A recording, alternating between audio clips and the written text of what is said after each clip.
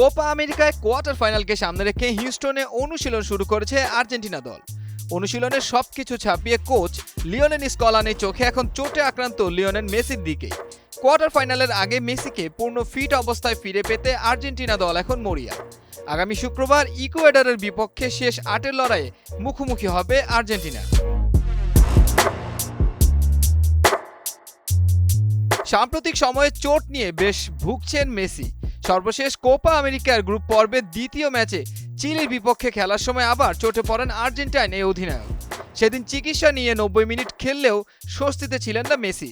Match শেষে Messi ভালো কিছু প্রত্যাশার কথা ভাবলেও পেরুর বিপক্ষে চোটের কারণে বেঞ্চে বসতে হয় তাকে। হিউস্টনের দলের সঙ্গে অনুশীলনের পাশাপাশি মেসি নিজের ফিটনেস নিয়েও কাজ করেছেন। আর্জেন্টাইন সংবাদ মাধ্যম জানিয়েছে মেসি এখন আগের চেয়ে ভালো বোধ করছেন। আর্জেন্টিনা ফুটবল অ্যাসোসিয়েশন প্রকাশিত ভিডিওতে মেসিকে বল নিয়ে অনুশীলন করতে দেখা গেল।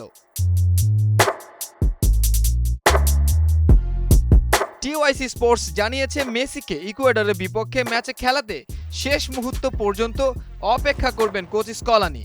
যদি শুরুর একাদশে তাকে রাখার সুযোগ না হয় তবে প্রয়োজনে তাকে বেঞ্চ থেকে মাঠে নামাবেন। আর মেসি বেঞ্চে থাকলেও দলের অধিনায়কত্ব করবেন ডি মারিয়া। আর্জেন্টিনা দলের কোচিং স্টাফরা নাকি মেসি ও মারিয়াকে একসঙ্গে খেলাতে চান না, তারা এই দুজনকে একে অন্যের বিকল্প হিসেবে খেলাতে চান।